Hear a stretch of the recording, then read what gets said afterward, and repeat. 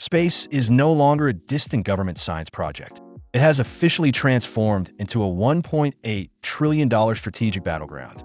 Following the AI boom, the orbital economy is the next great wealth transfer, dictating the future of global connectivity, national defense, cloud infrastructure, and deep space logistics.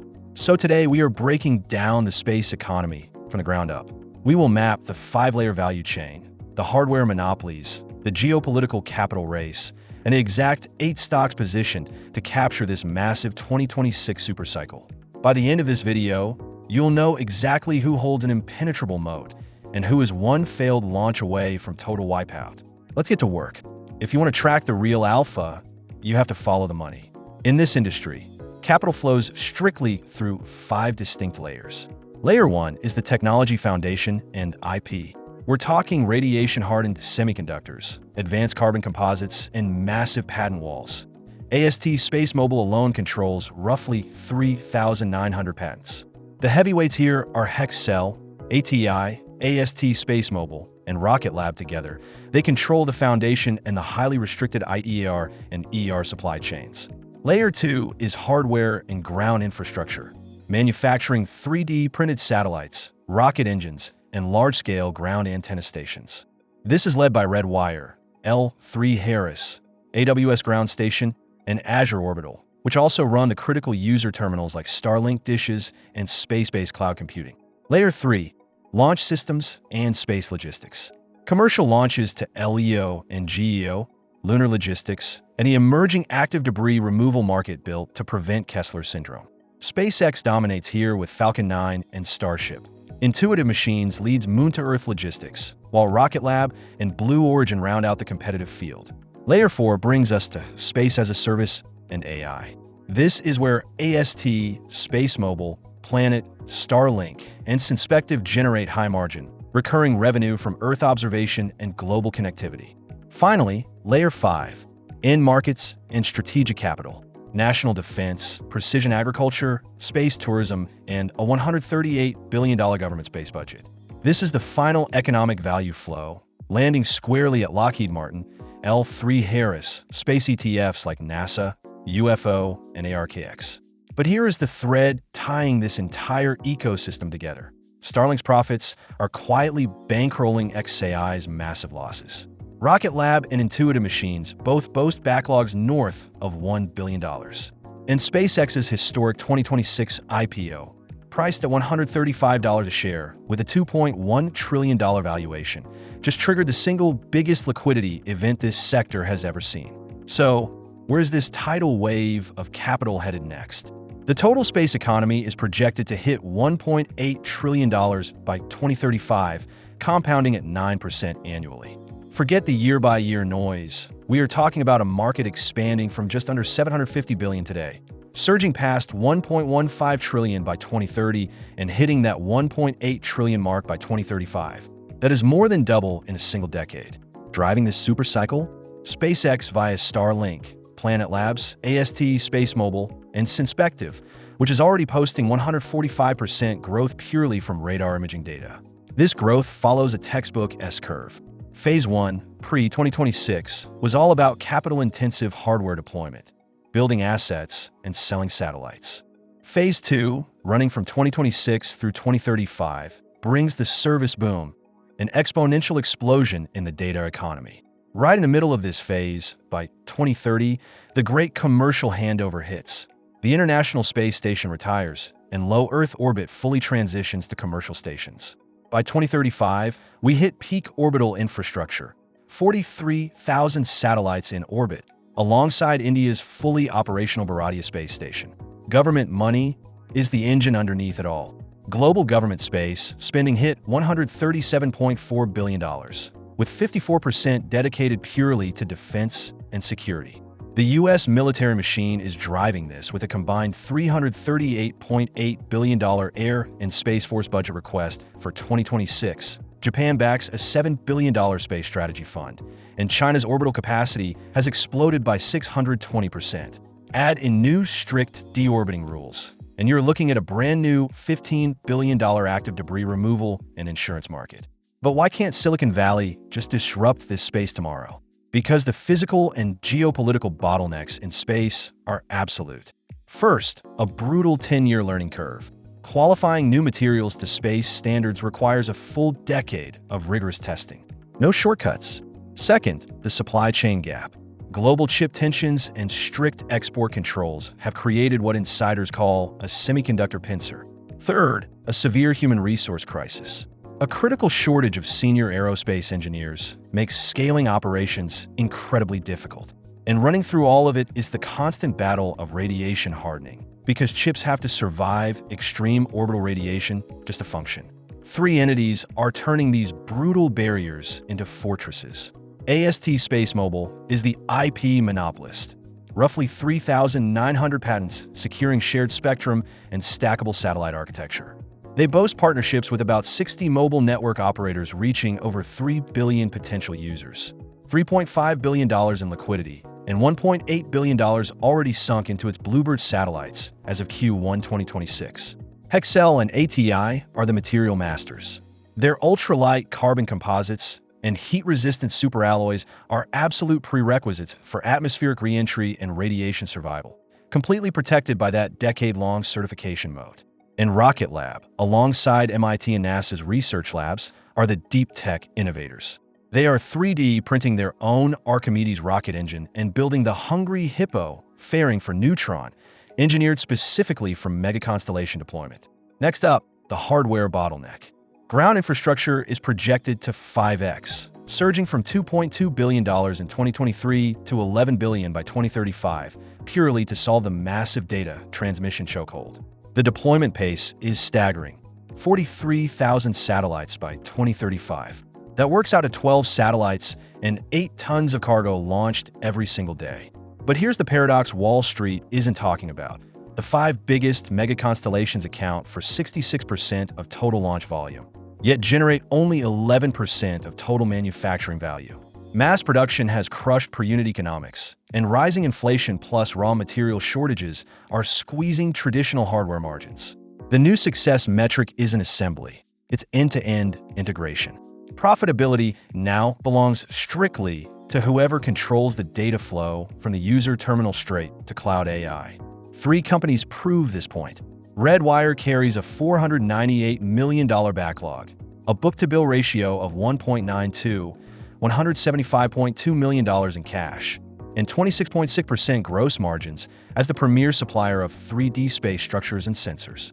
L3Harris is the ultimate defense powerhouse, posting $21.9 billion in revenue, driven entirely by high-margin national security contracts for missile defense. And AWS Ground Station, alongside Azure Orbital, are pioneering ground station as a service, serving a network of over 10.3 million subscribers. The cost to escape gravity has officially collapsed. Starship targets just $2 to $10 million a flight, crushing Europe's $120 million expendable Ariane 6. That delta reshapes everything. But cheaper launches mean more orbital junk, igniting the Kessler syndrome threat. 45,000 tracked debris pieces, 130 million microfragments. One-chain reaction renders low Earth orbit unusable for a century. Regulators are striking back. Strict 5-year satellite disposal and 25-year launch cleanup mandates. Here is the scoreboard. SpaceX, the orbital monopolist, 82% market share, a $2.1 trillion valuation, and a 150,000 kilogram Starship capacity. Q1 2026 revenue hit $4.7 billion, backed by a $6.58 billion in 2025 EBITDA. Rocket Lab, the medium lift challenger.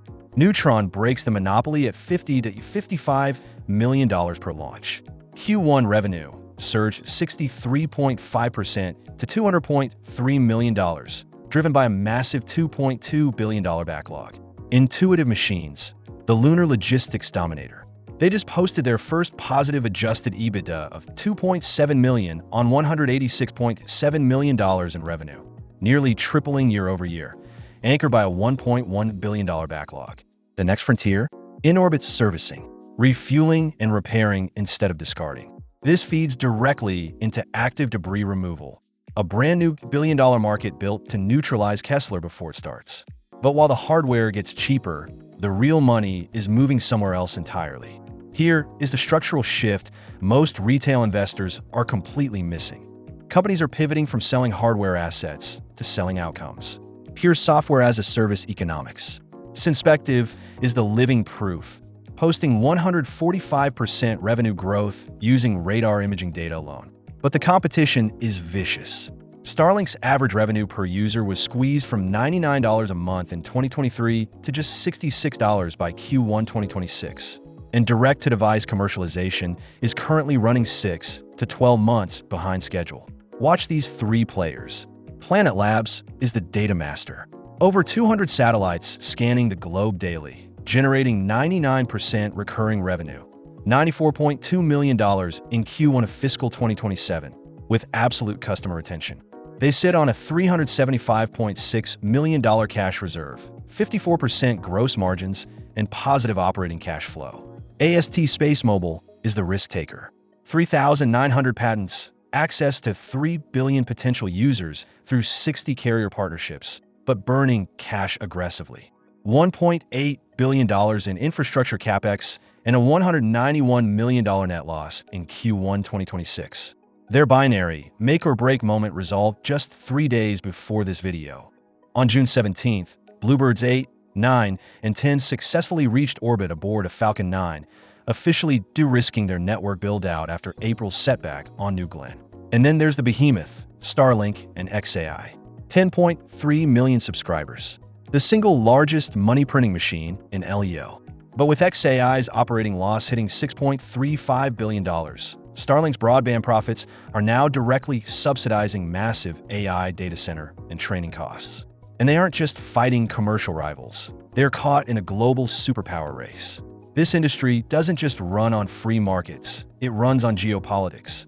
The US operates a strict buy-before-build model, pushing a massive $338.8 billion combined air and space force budget for 2026, while global national security space spending hits $73.5 billion, funneled straight into contractors like Lockheed Martin and L3 Harris.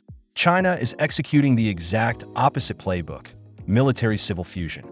Orbital power capacity is up 620%, with real spending estimated 40 to 90% higher than official numbers suggest, fueling a relentless decade-long expansion in dual-use space weaponry. Now, where's the smart capital actually landing? Lockheed Martin sits on a $194 billion backlog after posting record 2025 revenue of $75 billion. They're the ultimate portfolio hedge. SpaceX's $2.1 trillion IPO valuation created a massive liquidity vacuum, triggering brutal capital rotation across the entire sector. And Amazon just deployed $11.6 billion to acquire Globalstar, a direct, strategic shot at the Starlink constellation. If you want exposure without the single-stock binary risk, 2 ETFs dominate. Team of Space, tracking NASA-adjacent holdings, delivered a 69.33% return since inception. They managed $2.4 billion in assets and actively captured pre-IPO SpaceX equity. Meanwhile, Procure Space, ticker UFO, posted 69.31% year-to-date, managing $1.2 billion across 52 globally diversified stocks. It is the premier passive vehicle to play this entire macroeconomic theme. Let's bring it all home with the definitive 2026 watch list. We are breaking these 8 names down by their strategic battlegrounds. First, the launch and AMP, logistics dominators. SpaceX is the orbital monopolist. 82% market share, 10.3 million Starlink subscribers, and an explosive 3-year CAGR near 100%. Rocket Lab is the agile challenger. Armed with a $2.2 billion backlog, they project 35 to 40% growth. And Intuitive Machines owns deep space logistics. A high-risk, high-reward Lunar play hitting 60 to 65% estimated growth. Next, the data and AMP, connectivity disruptors. Planet Labs is the ML-ready data master. Over 200 satellites, an unmatched 99% recurring revenue retention, and a steady 30 to 35% growth. ASTS SpaceMobile is the direct-to-device pioneer. 3,900 patents, access to 3 billion users, and aiming for a massive 200% growth rate. Third, the hardware backbone. No matter who wins the space race, they have to buy the picks and shovels. Redwire is the critical hardware enabler supplying 3D space structures, projecting a solid 25 to 30% growth. Finally, the defense heavyweights, your portfolio's safe havens. L3Harris hold a near monopoly in missile defense sensors, offering low risk and 7 to 8% growth. And anchoring it all is Lockheed Martin, the ultimate hedge. A massive $194 billion DoD backlog, delivering 5 to 6% steady growth while the rest of the sector burns cash. Now, a critical reality check. Space stocks carry extreme binary risk. Launch failures and dead satellites are features of this industry, not exceptions. These growth projections are estimates, not guarantees. Always do your own due diligence. If this breakdown helped you spot the smart money, hit subscribe, drop a comment with the stock you're watching closest, and I'll see you in the next one.